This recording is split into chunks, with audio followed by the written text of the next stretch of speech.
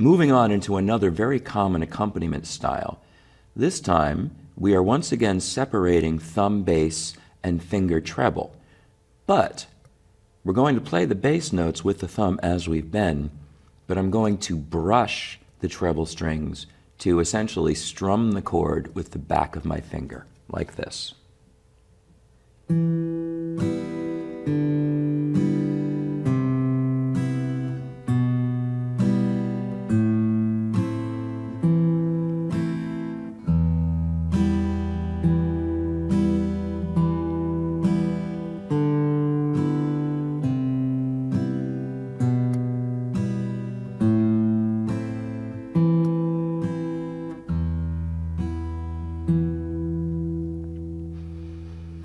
Now, I am using the back of my index finger nail to strike these strings. So it is a strum, but I do like to use the word brush because just as what I mentioned earlier about the word pluck, I think the word strum actually implies more force, more effort, more movement than what we should be thinking about here. Essentially, what I'm doing here is extending the finger just a little bit, so uncurling the joints of the finger, going from neutral to slightly extended, but the rest of the arm is involved in this as well. I made a brief reference earlier to how if we really look at the primary mechanics, there's really not much of a difference in the way we use the hand, whether we are plucking notes individually or actually strumming a rhythm, because ultimately this rotation, this turn, is a natural movement of the hand. So if you are a strummer and you are accustomed to thinking about the wrist, this is also something else to consider, that we're not really learning an entirely new technique here. We're just using the hand in a slightly different way from what you're used to. So the brush is, starting from our neutral position, a rotation outward and down. It's important to also bear in mind that if I want the strings to resonate, then I want to follow through a little bit. I want to move past the end of the strings, and this is part of what the extension of the finger is going to do. Doesn't matter if you've grown out your nails or not, because if you have anything at all here, then that gives us a harder surface than the soft fingertip, gives us a little bit of percussion, just a touch of pop, which adds a little rhythmic energy. And if we're nice and smooth with going back and forth, then this should feel very natural. Let's say I'm playing, as I'm holding an E minor chord, striking the fourth string with my thumb. So again, this is a lean down, and then falling and turning. So this is the coordinated movement. Thumb and brush. Drop to the open string, brush the same trebles. Ring finger gets a bass C, 5th string, 3rd fret, and a B, 5th string, 2nd fret. Now I'm doing this over E minor.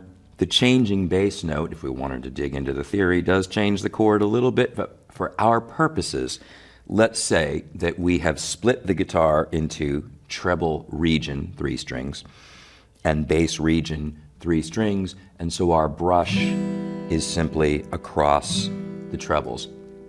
One can use the thumb to both mute the bass note and stabilize the hand, but at the same time, we might want to hear that note ringing.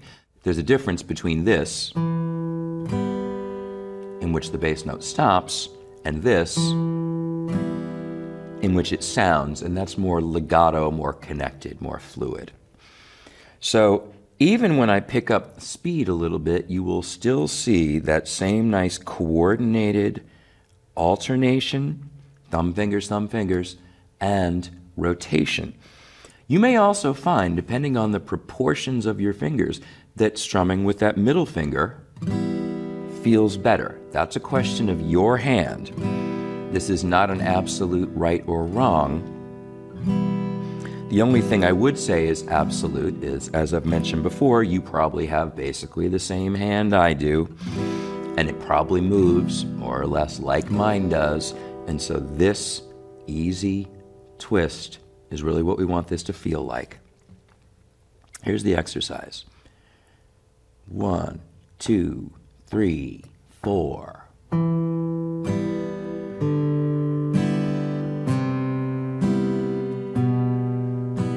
A minor chord, and then we move the thumb to the 4th string.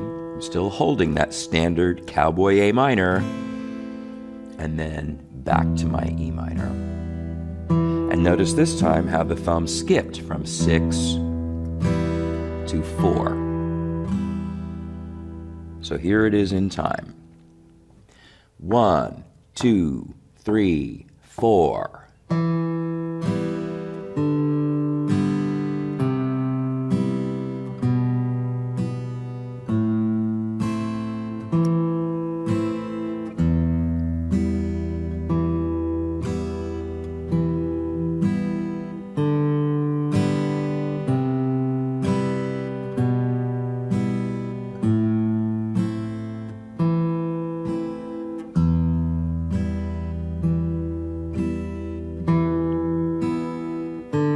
Leaning a little harder on the bass.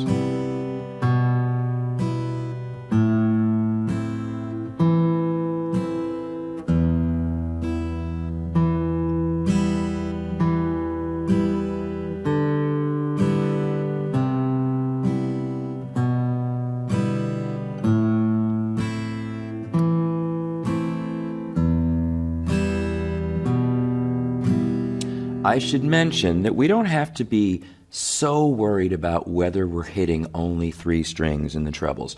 If you happen to brush the D string at the same time, the overall sound works just fine.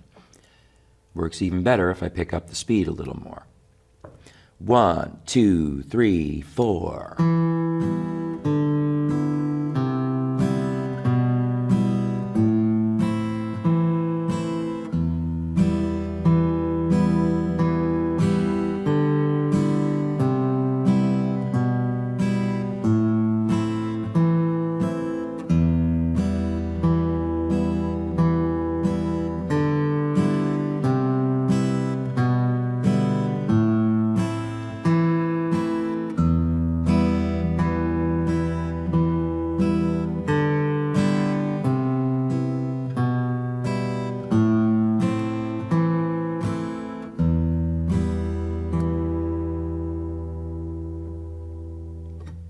Closing thought on this one, remember that the thumb is never isolated from the rest of your hand or the rest of your arm. And so when I want to lean a little harder on that thumb, entire arm is behind that thumb stroke. And this applies whether I'm using the rounded pad of the thumb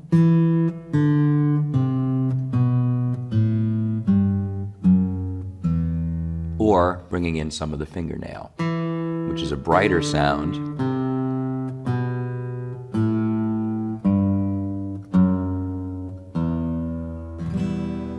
But the basic mechanics remain the same.